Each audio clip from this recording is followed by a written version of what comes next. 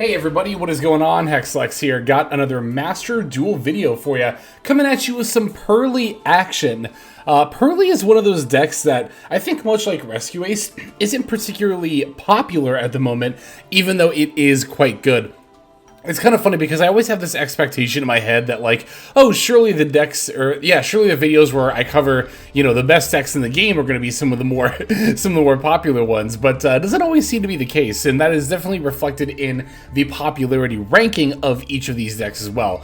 PURRELY is only played at like a 1.3% popularity rating, according to Untapped on Diamond and Master ladder for this season. However, if you look at the win rate, it's astonishingly high. It's like notably higher than the next best thing. I believe that the PURRELY win rate is in like 61 or 2%, and then the next best deck is at like 56 or 55%. So this, of course, as always as ever, can be chalked up to the low popularity rating, because the less popular that a deck is, the more it actually ends up winning, because those who have chosen to stay on it are dedicated pilots who really know what they're doing. That said, PURRELY is also just one of those decks where it is very flexible, and it doesn't need to commit a lot of resources at all to making plays, and this really helps it make plays under hand traps and otherwise tight situations, and we're going to see those kinds of situations coming up in today's game. So for the list that we're seeing here, it is a fairly standard PURRELY list. We're basically, of course, playing two of each of the PURRELYs because they are both at 2. Really, both these cards could be at 3, and I don't think anything would be different. Well, the main thing that would be different, right, is that the Ghost Trick build would probably be more and more popular, which honestly, I don't think is that much better than the regular build with the PURRELY stuff at 3 that I think would be a problem.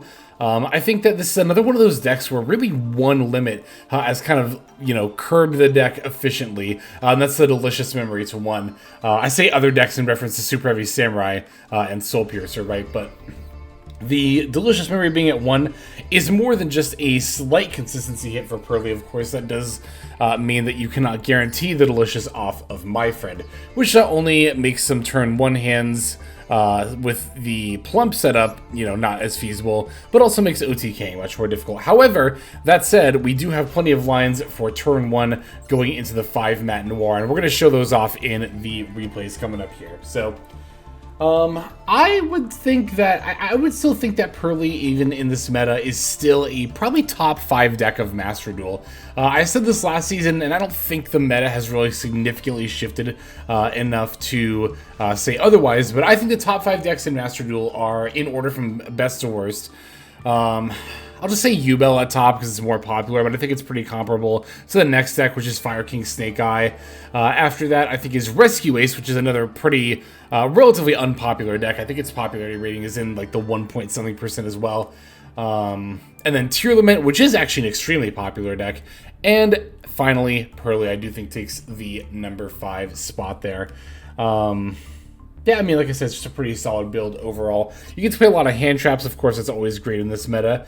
We're on particularly like 3 Valor over Imperms for the reason, of course, of drawing cards off of the Sleeping Memories during your opponent's standby phase, right? Because you're going to be drawing cards during the standby phase, and you'll, of course, have cards in your field. Imperm isn't as good to top deck as the Valor, but we're still on to Imperm because the card itself is just, of course, fantastic. I don't think I need to explain why Infinite Permanence is in the deck, right? It's, of course, a great card. So there are a number of things that you could play in this build hand trap wise, again, because we're so very flexible, but I've really opted for a lot of the stuff that you would kind of expect to see, the best hand traps like the Valors, the Imperms.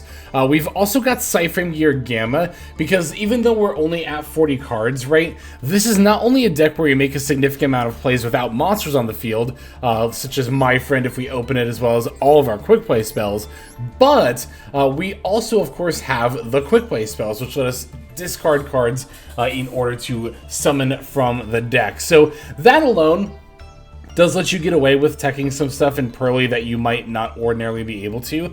I don't think I've mentioned this in quite some time, but I don't think I've really seen it in quite some time either, to be fair. But there was at one point a decent amount of popularity among playing like Snow and Brow, the Dark World cards, in order to specifically discard them off of Purrely stuff. However, I think that rather than play situational cards that exactly want to be discarded, it's better to play other situational cards that have utility outside of being discarded, but can then also be discarded, if you need to off of a Purrely card. Of course, the pro of the Dark World cards that they net you a little bit of advantage when you discard them. However, I really don't think that's worth playing a card that doesn't do anything otherwise, in my opinion. So, let's see. So yeah, I think again the main deck is pretty self-explanatory. Extra deck is honestly pretty much going to be the same. We have all of the Epperleys that we need. I like having 2 Beauty and Happiness for grind games.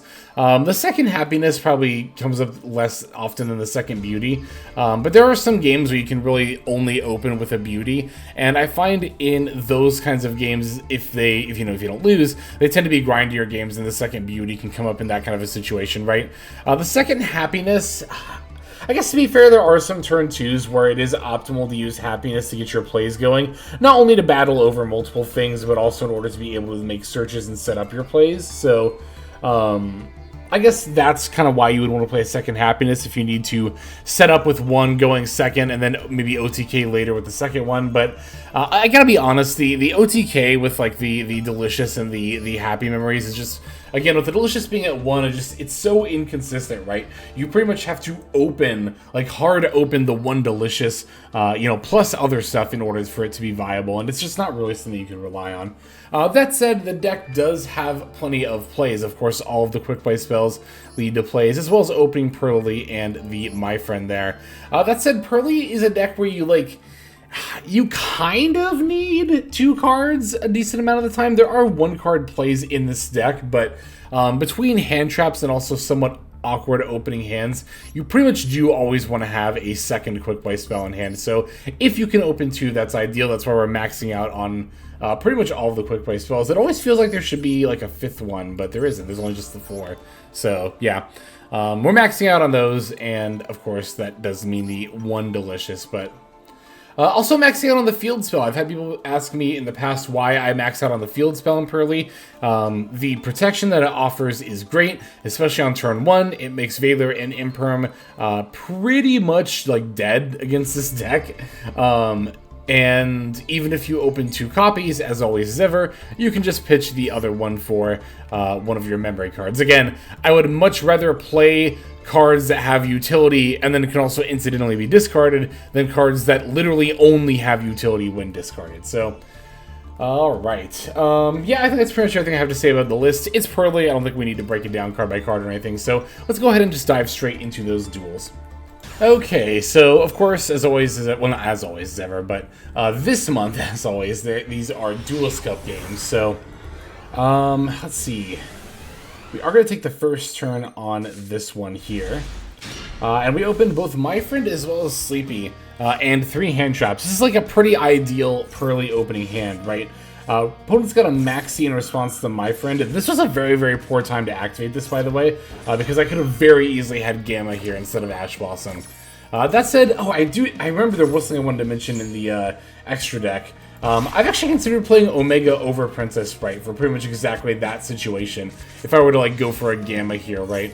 But of course, even without the Omega in the extra deck, you could still just like go into an SP or something. So, setting up the field spell with that Purrely, we're going to add that there.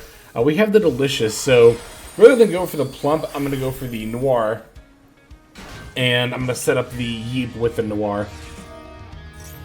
Better to do it this way, even though we do have the Delicious, because this way we can get multiple draws off of the multiple Sapien Memories we're going to have underneath the Epperly Noir. So, pretty standard turn 1 Purrely setup there. We're even able to optimize it thanks to opening again both My Friend and the Delicious.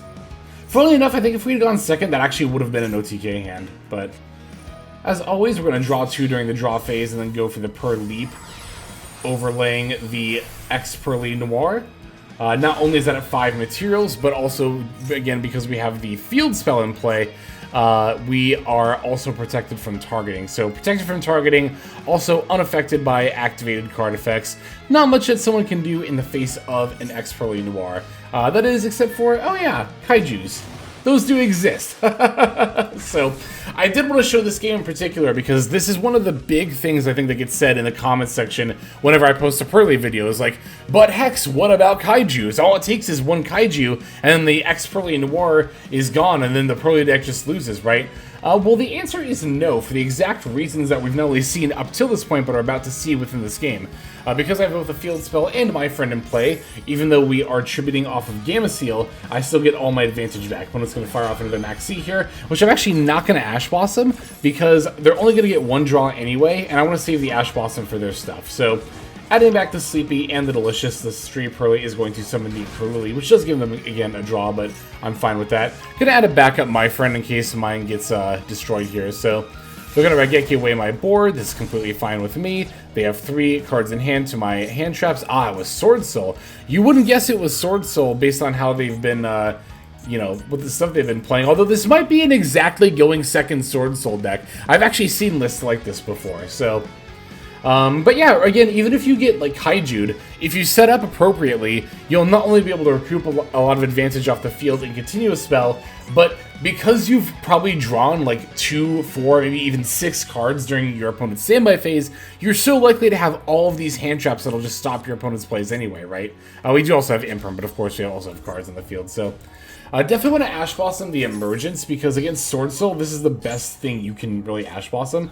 Opponent's going to Bestial Magnum Hut here. I really should have chained the per leap effect in my graveyard. I wasn't really thinking about it, but I could have blanked the Magnum Hut summon that way, because it would have shuffled back the PURRELY Noir and other cards in my graveyard, then they wouldn't be able to summon this. But it's really not that big of a deal, because I just have the Veiler anyway, and it's like, it's 1/2500 body. Again, it's not like it's going to kill me or anything. And we have so much advantage on our opponent. And yeah, that's gonna honestly end up being all they can really do at this point. So that is a lot of how PURRELY wins its games, although I have alluded to the OTK line a couple of times. That is, of course, the other thing about it is that, again, it's not very consistent. So a lot of the way that you'll win with PURRELY isn't even, again, this OTK or any amount of OTKing, but just this inevitability factor, right? This idea that, like, you're going to have between your hand and your field 4 to 5 times as many total cards as your opponent has. So just out-advantaging them, winning through the grind game. It's very much a control deck a lot of the time in that way. So there we go. We got a pretty textbook PURRELY game winning through the Gamma Seal there. Let's go ahead and take a look at the next duel. Okay, so while I don't remember what my opponent's on, I do remember, I believe this is the game where we get Max Seed. So that's always the question when you're playing just about any Master Duel deck, is what happens if you get Max Seed? Well, PURRELY, uniquely among every meta deck, can actually do its full turn 1 combo, only giving your opponent 1 draw. I guess to be fair, Tier, you can just search a trap card off the kick close, but this will be full combo, full turn 1 combo under the Max Seed, giving them 1 draw. Here we are able to chain the Happy Memory, so that is a lot of the reason why we can do it here, but it's not really hard to open, you know, 2 continuous, or quick play, rather, spell cards in your hand, so gonna add the My Friend off the PURRELY. Also, if we just, you know, open PURRELY and normal summoned it, we'd still only be giving them 1 draw here. Grabbing the Sleepy Memory here, gonna use that and not activate the effect. We are going to use PURRELY's effect, however, on the Sleepy Memory in order to go into the PURRELY Noir. So this will be the 1 draw that we give them, and you can already pretty much see where we're going with this, right? We have the extra Pretty Memory in hand. We can attach the PURRELY Noir, attach that to the PURRELY Noir, rather. And of course, set the Yeep as well. And that's going to do it. So, of course, also during the end phase, we have the Field Spell effect to give the attach to. So, yeah, I mean, just like we did in that last game, and we weren't even under Maxi that time, but all we have is the PURRELY Noir set up with 4 mats, ready to go with the Yeep into a 5-mat PURRELY Noir. Of course, we'll also get the draw 4 as well. So, yeah, I mean, like I said, plays very, very well under Z-Bug. Opponent does have an imperm for the PURRELY Noir, but this is like so much of why I love the field spell here. That imperm was sitting in their hand, unable to really do anything, you know, because they couldn't target our stuff. And the only really opportunity they have to use the imperm is to stop one of our 4 draws, which is like so unbelievably fine, right? So I'm gonna draw Gamma, another straight PURRELY Street, and then a PURRELY itself. So no hand traps here, unfortunately. Now, opponent did have an evenly matched here, which is a little bit annoying, but really all it's going to do is eat my field and continuous spell, which again is annoying, but I keep my most important thing, which is a 5-mat PURRELY Noir, and of course, because it is 5 materials, it is still unaffected by activated effects, so let's go normal summon the Kashtira Risehorn. I'm actually going to let that go. I debated putting it back into their deck, but here's the thing, right? I think I know where they're going with this. My guess is that they're trying to banish a cash monster from their deck to revive off the birth, or possibly prep Kashtira preparations, to be specific, you know, during my turn. So rather than put back the Riseheart and potentially let them special a cash from hand, I'm going to let the summon of Riseheart go, let them activate the effects to banish the Fenrir. We just lost some hand traps here, that's all. And yep, there's the birth. I'm just going to put that back with the PURRELY Noir. And now they are not only unable to bring back the Fenrir, because of course the birth is gone, but now they also still have the Kashtira Riseheart in play. See, again, if I just put the Riseheart itself back into the deck, there was a chance that my opponent could have just special like an Ogre or maybe even Unicorn. You would really think that they would probably be holding a card like that, but to be fair, they might be trying to bait it out with a Riseheart. Like, I could see a world where an opponent who's playing particularly well would, like, normal Riseheart to try to get me to activate the effect. Then I put it back. Then they can, like, imperm because the PURRELY Noir is now down to less than 5 materials and can be affected. And then, like, special Unicorn and combo off, right? So, yeah, I think waiting there and leaving the Riseheart on the field was definitely the right call. All right. We do have one more game that we're going to take a look at before we finish off here. So let us do so. Alright, going into our third duel, I'm trying to remember if this is another going first game. I kind of hope it's not, but I also kind of think it is. But I mean, even if it is, it's all good. It is, I had a feeling it was, so. Oh, you know what? I actually remember this game, because, yeah, look at this setup. Oh my god. This is such an insane opening hand here. We got my friend as well as 3 quick play spells. So unnecessary, but that's why I'm going for 2 per Lily here. There's not many situations where I would turn one my friend for the PURRELY, but this is definitely one of them. Here we get to PURRELY for the field spell as well here. Gonna Sleeping Memory. I'm actually not even summoning off the Sleeping Memory. There's really no need to. While I could go for a PURRELY here and maybe go for, like, I don't know, an extra rank 1 or something. I don't think it's worth giving up this Ash Blossom. I already think that's fine enough disruption in my hand here. And I can just stack extra materials onto the PURRELY Noir, as well as set extra Leaps as well. So that's pretty nice. Got the Pretty Memory here, going to attach that to the PURRELY Noir as well. Once again, we're not going to be summoning off of the Pretty Memory. Also, the other thing too, and this has happened to me so often when playing PURRELY, is that if you try to summon off of all of these effects and go for like super bonus plays, a lot of the time you just end up getting punished by Nibiru. And that's another inherent advantage to playing this deck, is that the few special summons not only mean that you are playing under Maxi very efficiently, but of course also the same is true of the Nibiru as well. In phase, of course, the straight PURRELY Street is going to attach another PURRELY Memory, and as you can see, we have 3 under here. Ah, that's right, this is Runic Lightsworn, which I thought was a really interesting combo here. So, draw phase, they're going to Destruction the Field spell. I thought that was kind of interesting, but ultimately, I think not the worst thing in the world. So, gonna go for draw number 1, 2, and then 3 of 6 total here. Here's the Yeep. But the opponent has a Runic Flashing Fire, and while I did get to set multiple Yeep from my deck, unfortunately you can only activate 1 per Leap per turn. Setting the other one was really just a means of like doing a little bit of deck thinning, right? So we do have the My Friend up, so we get the Sleepy and Pretty back. Alright, opponent's going to go for the Thrust. I'm absolutely going to Ash Blossom that. What do I think they were going to get here? Because we did see the Runic stuff, and okay, so not thinking about the fact that we're going to see Lightsworn stuff here in a moment. I saw the Runic spells and the Thrust. I don't know. I don't really know what they were going to get, but I just knew that, like, Thrust is a scary enough card that... I guess, to be fair, I don't have monsters, so if they add a spell, they couldn't use it here. But also, I was also kind of thinking about the fact that, like, okay, I'm fine using Ash here because if they're going to go for Fountain, they're probably going to have to summon the Hugin to do it. And here's their Lightsworn stuff, milling a couple of runic spells there. Pitching the Weiss, which is a level 4 tuner, which is pretty good with the runic non-tuners, so... Thankfully, we do have the Valor for the Hugin here, which is going to deny them the Fountain. They pitched Wolf there as well, I noticed, for it. They only have the 1 card remaining in hand, which ends up being the Runic Golden Droplet.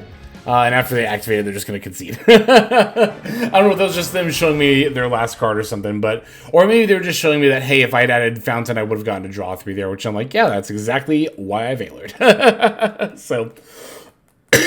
Excuse me, sorry about that. So, yeah, that is pretty much going to go ahead and do it for that duel and for this video. Yeah, as far as PURRELY goes, like...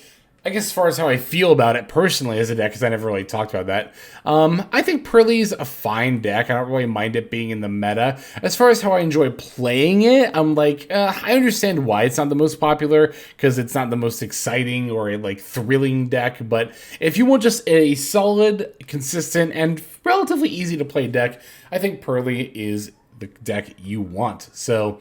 That's going to do it again for this one. This is Hexlex. Oh, wait, I have an outro. That's right. That's pre-recorded. Let's move on to that. Hey everybody, Hexlex here. Just want to give you a huge thanks for watching all the way to the very end of the video.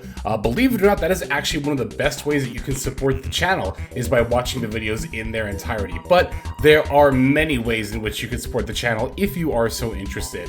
The names that you're seeing on screen here, I gotta give an extra special thanks to, because these are people who have chosen to either become a member on YouTube, which if you're interested you can do as well via the join button next to the subscribe button down there, or have signed up over on Patreon and become members there. Link to that is going to be in the description below. Without the support that is being offered by, again, all the people that you're seeing on screen right here, I would not be able to take the time to dedicate to uploading daily YouTube videos. So thank you so very much. But there are also other ways you can support as well. Again, link to the description below. If you like my deck tracker that you'll see in a lot of my videos, the Untapped Companion, you can download that for free, and if you use my affiliate link down there, then that also goes a long way towards supporting the channel. That's, again, free. So is subscribing here on YouTube. That's also free and a huge way to support. You can also check out Twitch, once again linked in the description below. Following and subscribing over there will not only support as well, but also give you notifications of when I go live if you want to catch some of the live streams. But really, no matter how you choose to support, it all adds up, and it all definitely means the world. So thank you, each and every one of you. For now, this is Hexlex. I'm going to be signing out. But more than that, I'm hoping that you have a fantastic day.